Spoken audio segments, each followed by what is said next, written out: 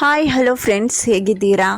ಇವತ್ತು ನಾನು ಮಾಡ್ತಾ ಇರೋದು ರಾಗಿ ಮನ್ನಿ. ಫಲಫಲನೆ ಹೊಲೆಯುವ ಗಂಟಲಲ್ಲಿ ಜಾರುವಂಥ ಇಷ್ಟು ಮೃದುವಾದ ನಮ್ಮ ರಾಗಿ ಮನ್ನಿ ಹೇಗೆ ಮಾಡೋದು ಅಂತ ಇವತ್ತು ನೋಡ್ಕೊಂಡು ಬರೋಣ. ಇದಕ್ಕೆ ಹಾಲು ಬೈ ಅಂತಲೂ ಹೇಳ್ತಾರೆ. ತುಂಬ ಈಸಿಯಾಗಿದೆ ಇದು ಮಾಡಲಿಕ್ಕೆ. ಮಕ್ಕಳಿಗೆಲ್ಲ ತುಂಬ ಇಷ್ಟ ಆಗ್ತದೆ. ಒಂಥರ ಜೆಲ್ಲಿ ಟೈಪ್ ಅನಿಸಿ ಅವರು ತಿನ್ಕೊಂಡು ಬಿಡ್ತಾರೆ. ಹಲ್ವತ್ತು ಥರ ಪೀಸಸ್ ಇರ್ತದೆ ಇದರದ್ದು.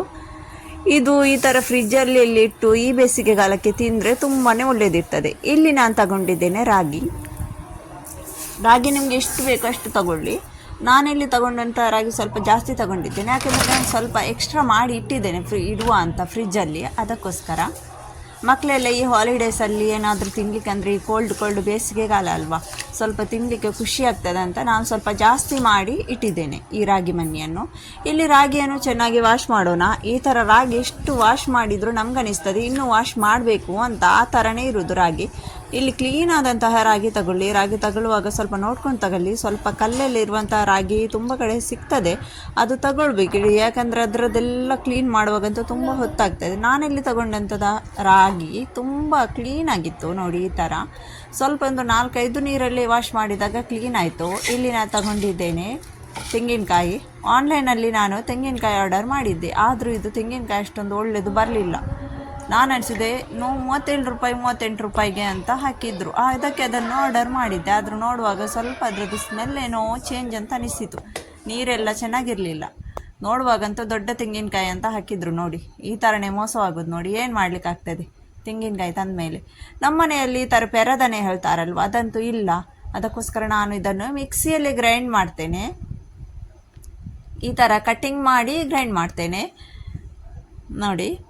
ಸಣ್ಣಗೆ ಕಟ್ಟಿಂಗ್ ಮಾಡಿದ್ದೇನೆ. ಆಮೇಲೆ ಇದನ್ನು ಗ್ರೈಂಡ್ ಮಾಡಲಿಕ್ಕೋಸ್ಕರ ಮಿಕ್ಸಿಗೆ ಹಾಕ್ತಾ ಇದ್ದೇನೆ. ತೆಂಗಿನಕಾಯಿ ಎಲ್ಲ ಹಾಕಿದ ಮೇಲೆ ಅದಕ್ಕೆ ರಾಗಿ ಕೂಡ ಹಾಕ್ತಾ ಇದ್ದೇನೆ. ರಾಗಿ ಹಾಗೂ ತೆಂಗಿನಕಾಯಿ ನಿಮ್ಗೆ ಎಷ್ಟು ಬೇಕೋ ಅಷ್ಟು ನಿಮ್ಮ ಅಂದಾಜು ಪ್ರಕಾರ ಹಾಕಿ. ನಾನು ಇದೆಲ್ಲ ಒಟ್ಟಿಗೆ ಹಾಕ್ತಾ ಇರುವುದು. ಒಬ್ಬೊಬ್ಬರು ಸಪ್ರೇಟಾಗಿ ಹಾಕ್ತಾರೆ, ಅದೆಲ್ಲ ತುಂಬ ದೊಡ್ಡ ಕೆಲಸ ಅಂತ ಅನಿಸ್ತದೆ. ನಾನು ಅದಕ್ಕೆ ಏನು ಮಾಡಿದೆ, ಎಲ್ಲ ಒಟ್ಟಿಗೆ ಹಾಕಿನೇ ಗ್ರೈಂಡ್ ಮಾಡೋಣ ಅಂತ ನೋಡಿ. ಈ ಥರ ರಾಗಿ ಹಾಗೂ ತೆಂಗಿನಕಾಯಿ, 1-2 ಏಲಕ್ಕಿ ಇದೆಲ್ಲ ಒಟ್ಟಿಗೆ ಹಾಕಿ ಗ್ರೈಂಡ್ ಮಾಡ್ಕೋತೇನೆ ನೋಡಿ. 3 ಏಲಕ್ಕಿ ಕೂಡ ಹಾಕಿದ್ದೇನೆ. ಆಗ ಸ್ವಲ್ಪ ನೀರು ಹಾಕೋಣ. ನಾನು ಸ್ವಲ್ಪ ನೀರು ಹಾಕಿ ಫಸ್ಟಿಗೆ ಗ್ರೈಂಡ್ ಮಾಡ್ತೇನೆ. ಇದು ಏನೋ ಮಿಕ್ಸಿ ಜಾರಲ್ಲಿ ಫುಲ್ಲಾದ ಥರ ಅನಿಸ್ತಾ ಉಂಟು. ಈಗ ಅದೇನು ಜಾಸ್ತಿ ನೀರು ಹಾಕಿದರೆ ಎಲ್ಲ ಒಮ್ಮೆಲೆ ಮೇಲೆ ಬರ್ತದೆ. ಅದಕ್ಕೋಸ್ಕರ ಸ್ವಲ್ಪ ಮಿಕ್ಸಿ ಗ್ರೈಂಡಲ್ಲಿ ನೀರು ಹಾಕಿ ಆಮೇಲೆ ಚೆನ್ನಾಗಿ ಗ್ರೈಂಡ್ ಮಾಡಿದೆ. ಇನ್ನೂ ನೀರು ಬೇಕನ್ನಿಸಿದರೆ ಸ್ವಲ್ಪನೇ ಹಾಕಿ ಗ್ರೈಂಡ್ ಮಾಡ್ತಾ ಇದ್ದೇನೆ ನೋಡಿ. ಈಗ ಇದನ್ನು ಈ ಥರ ಸೋಸ್ಕೊಳ್ಬೇಕು. ಒಬ್ಬೊಬ್ಬರು ಬಟ್ಟೆಯಲ್ಲಿ ಕೂಡ, ಕಾಟನದ್ದು ಬಟ್ಟೆಯಲ್ಲಿ ಕೂಡ ಹಾಕಿ ಚೆನ್ನಾಗಿ ಸೋಸ್ಕೋತಾರೆ. ನಾನಿದನ್ನು ಈ ಥರ ಇದರಲ್ಲಿ ಸೋಸ್ತಾ ಇದ್ದೇನೆ ನೋಡಿ. ಚೆನ್ನಾಗಿ ನೀರು ಹಾಕಿ ತುಂಬ ತೆಳುವಾಗಿ ತಗೊಳ್ಬೇಡಿ. ಚೆನ್ನಾಗಿ ಇದರದ್ದೆಲ್ಲ ಹಾಲೆಲ್ಲ ಚೆನ್ನಾಗಿ ರಾಗಿಯದ್ದು ಹಾಗೂ ತೆಂಗಿನಕಾಯಿಯದ್ದು ಎಲ್ಲ ಡ್ರೈ ಆಗೋ ತನಕ ಚೆನ್ನಾಗಿ ಸೋಸ್ಕೊಂಡು ತಗೊಳ್ಬೇಕು ನೋಡಿ. ನೀವು ಕೂಡ ಈ ಸಮ್ಮರ್ ಹಾಲಿಡೇಸಲ್ಲಿ ಇದನ್ನು ಮಾಡಿ ಇಡಿ. ನಿಮ್ಮ ಮಕ್ಕಳಿಗೆ ಕೂಡ ತಿನ್ನಿಕೊಡಿ. ತುಂಬಾ ಪೌಷ್ಟಿಕಾಂಶ ಇರುವಂಥ ಈ ರಾಗಿಯನ್ನಂತೂ ಮಕ್ಕಳಿಗೆಲ್ಲ ಕೊಡಲೇಬೇಕು. ಮಕ್ಕಳು ದೊಡ್ಡವರು ಎಲ್ಲರೂ ತಿನ್ನಲೇಬೇಕು. ರಾಗಿಯಲ್ಲಿ ಅಂತೂ ತುಂಬಾ ಎಲ್ಲ ಪೌಷ್ಟಿಕಾಂಶ ಇರ್ತದೆ ಫ್ರೆಂಡ್ಸ್ ನೋಡಿ. ಈ ಥರ ಎಲ್ಲ ಸೋಸ್ಕೋತೇನೆ. ತೆಂಗಿನಕಾಯಿ ಸ್ವಲ್ಪ ಜಾಸ್ತಿ ಆಗಿದೆ ಅನ್ನಿಸ್ತದೆ, ವೈಟ್ ಆಗಿ ಬಂದಿದೆ. ಇಲ್ಲಾಂದರೆ ಒಮ್ಮೊಮ್ಮೆ ಬ್ರೌನ್ ಚಾಕ್ಲೇಟ್ ಥರ ಆಗ್ತದೆ ಇದು. ನಾನು ಸ್ವಲ್ಪ ತೆಂಗಿನ ಹಾಲು ಜಾಸ್ತಿ ಇರಬೇಕಂತ ಹಾಕಿದ್ದು ಇದೇ ಥರ ತೆಂಗಿನಕಾಯಿ ಸ್ವಲ್ಪ ಜಾಸ್ತಿ ನೋಡಿ. ಇದೆಲ್ಲನೂ ಈಗ ಚೆನ್ನಾಗಿ ಇದರದ್ದೆಲ್ಲ ಹಾಲೆಲ್ಲ ತೆಗಿದೆ ನೋಡಿ. ಫ್ರೆಂಡ್ಸ್, ನೀವು ನನ್ನ ಚಾನಲ್ಗೆ ಫಸ್ಟ್ ಟೈಮ್ ವಿಸಿಟ್ ಮಾಡಿದರೆ ಒಂದು ಸಬ್ಸ್ಕ್ರೈಬ್ ಕೂಡ ಮಾಡಲು ಮರೆಯಬೇಡಿ. ದಯವಿಟ್ಟು ಸಬ್ಸ್ಕ್ರೈಬ್ ಕೂಡ ಮಾಡಿ. ನನ್ನ ಇದೇ ಥರ ಒಂದೊಂದು ರೆಸಿಪಿ ಅದರ ನೋಟಿಫಿಕೇಷನ್ ನಿಮಗೆ ಬರ್ತಾ ಇರ್ತದೆ ಫ್ರೆಂಡ್ಸ್. ಲೈಕ್ ಕೂಡ ಕೊಡಿ. ನಿಮಗೆ ನನ್ನ ವಿಡಿಯೋ ಹೇಗನಿಸಿತು ಅಂತ ಕಮೆಂಟ್ ಬಾಕ್ಸಲ್ಲಿ ಕೂಡ ನಿಮ್ಮ ಅನಿಸಿಕೆಗಳನ್ನು ನೀವು ಹೇಳಿ. ಈಗ ನೋಡಿ ನಾನು ಇದನ್ನೀಗ ತಗೊಂಡಿದ್ದೇನೆ. ಈ ಥರ ಹಾಲೆಲ್ಲ ರೆಡಿಯಾಗಿದೆ ಇದು ರಾಗಿಯದ್ದು ನೋಡಿ. ಒಬ್ಬೊಬ್ಬರು ತೆಂಗಿನ ಹಾಲು ಇಲ್ಲ ಅಂದರೆ ಈ ಹಸುವಿನ ಪ್ಯಾಕೆಟ್ ಹಾಲನ್ನು ಕೂಡ ಹಾಕ್ತಾರೆ. ನಾನಿಲ್ಲಿ ಹಾಕ್ತಾ ಇರೋದು ಬಾದಾಮಿ ಹಾಗೂ ಗೋಡಂಬಿ. ನಿಮ್ಗೆ ಇಷ್ಟವಿದ್ದ ಡ್ರೈ ಫ್ರೂಟ್ ನೀವು ಇದಕ್ಕೆ ಆ್ಯಡ್ ಮಾಡ್ಬೋದು. ನಾನು ಇದಕ್ಕೆ ಕುದಿಸುವಾಗಲೇ ಹಾಕ್ತಾ ಇದ್ದೇನೆ. ಒಬ್ಬೊಬ್ಬರು ಏನು ಮಾಡ್ತಾರೆ, ಕುದಿಸಿ ಆದಮೇಲೆ ಅದನ್ನು ಮೇಲೆ ಕೂಡ ಹಾಕ್ತಾರೆ. ಇಲ್ಲಿ ನಾನು ತಗೊಂಡಿದ್ದೇನೆ ಬೆಲ್ಲ, ಈ ಥರದ ಬೆಲ್ಲ ತಗೊಂಡಿದ್ದೇನೆ. ಇದು ಕ್ಲೀನ್ ಆಗಿರ್ತದೆ. ಈ ಬೆಲ್ಲವನ್ನು ಏನು ಸೋಸ್ಕೊಳ್ಬೇಕಂತ ಇಲ್ಲ. ಅದಕ್ಕೋಸ್ಕರ ನಾನು ಈ ಬೆಲ್ಲವನ್ನು ಸಣ್ಣಗೆ ಪೀಸಸ್ ಮಾಡಿ ಡೈರೆಕ್ಟ್ ಹಾಕ್ತೇನೆ. ಒಮ್ಮೊಮ್ಮೆ ಸಣ್ಣ ಸಣ್ಣ ಹೊಯ್ಗೆ ಇರುವಂತಹ ಬೆಲ್ಲ ಬಂದರೆ ಅದನ್ನು ಚೆನ್ನಾಗಿ ನೀವು ಬಾಯ್ಲ್ ಮಾಡಿ ಅದರ ನೀರನ್ನು ಸೋಸ್ಕೊಂಡು ತಗೊಳ್ಳಿ ಫ್ರೆಂಡ್ಸ್. ಈಗ ನೋಡಿ, ಇದನ್ನೆಲ್ಲ ಮಿಕ್ಸ್ ಮಾಡಿ ಗ್ಯಾಸಲ್ಲಿ ಇಡ್ತಾ ಇದ್ದೇನೆ. ಬೆಲ್ಲ ಕೂಡ ಹಾಕ್ತಾ ಇದ್ದೇನೆ.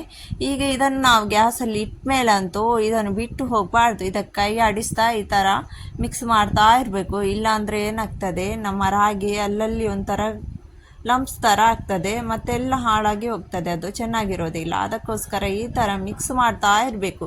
ಇದುವೇ ರಾಗಿ ಮಣ್ಣಿಯಲ್ಲಿರುವ ಸ್ವಲ್ಪ ಕಷ್ಟದ ಕೆಲಸ, ಅಂದರೆ ಬೇರೆ ಏನೂ ಇಲ್ಲ, ಕಷ್ಟ ಏನೂ ಇಲ್ಲ.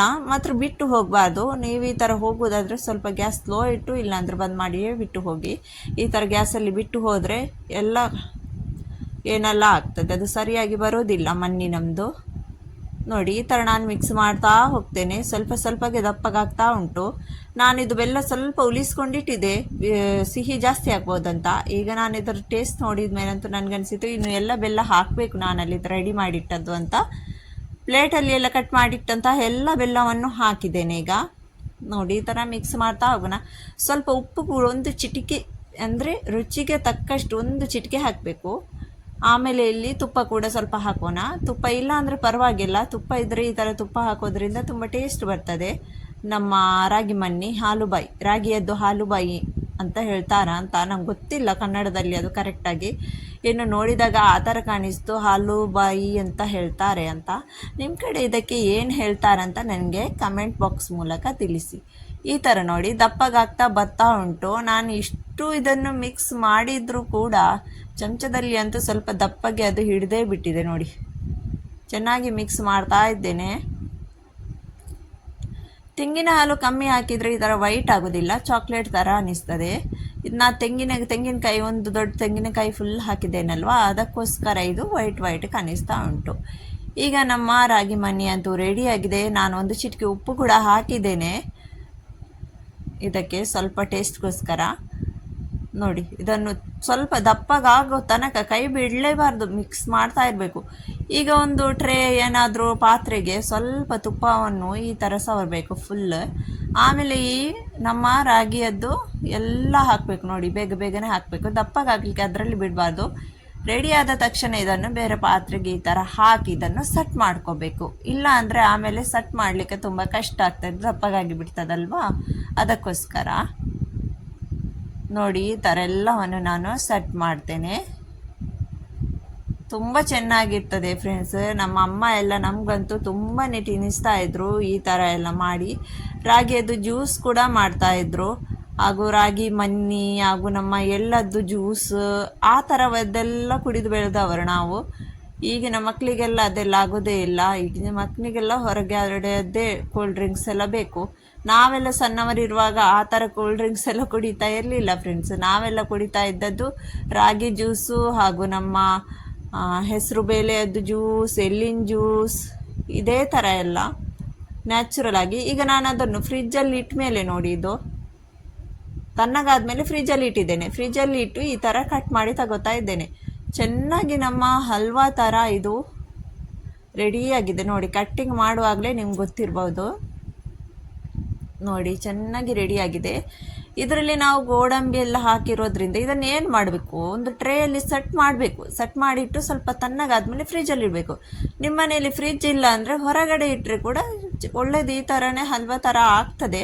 ಅದು ಫ್ರಿಜ್ಜಲ್ಲಿ ಇಟ್ಟರೆ ಕೋಲ್ಡಾಗಿ ಮಕ್ಕಳಿಗೆಲ್ಲ ತಿನ್ನಲಿಕ್ಕೆ ತುಂಬ ಖುಷಿ ಆಗ್ತದೆ ಅಂತ ಅಷ್ಟೇ. ಈ ಸೆಕೆಗಾಲದಲ್ಲಿ ಎಲ್ಲ ಕೋಲ್ಡ್ ತಿನ್ನಲಿಕ್ಕೆ ಇಷ್ಟಪಡ್ತಾರಲ್ವ ಮಕ್ಕಳು, ಅದಕ್ಕೋಸ್ಕರ. ನೋಡಿ, ತುಂಬ ಪೀಸಸ್ ಸಖತ್ತಾಗಿ ಬಂದಿದೆ ಅಲ್ವಾ. ನೀವು ಕೂಡ ಇದನ್ನು ಟ್ರೈ ಮಾಡಿ, ನಿಮ್ಮ ಮಕ್ಕಳಿಗೂ ಕೂಡ ನೀವು ಇದನ್ನು ಟ್ರೈ ಮಾಡಿ ತಿನ್ನಲಿಕ್ಕೋಸ್ಕರ ಕೊಡಿ. ನಾವಿನ್ನು ಸಿಗೋಣ ನೆಕ್ಸ್ಟ್ ವಿಡಿಯೋದಲ್ಲಿ. ನೋಡಿ, ಎಷ್ಟು ಮೃದುವಾಗಿದೆ, ನೋಡಿ ಎಷ್ಟು ಸಾಫ್ಟಾಗಿ ಬಂದಿದೆ. ಇದು ನಾನು ಮಾಡಿದ್ದು ಫಸ್ಟ್ ಟೈಮ್ ಆದರೂ ಕೂಡ ಇದು ರಾಗಿ ಹಲ್ವಾ ತುಂಬ ಚೆನ್ನಾಗಿ ಬಂತು. ಅದೇ ಖುಷಿ ಆಯ್ತು ನನಗೆ.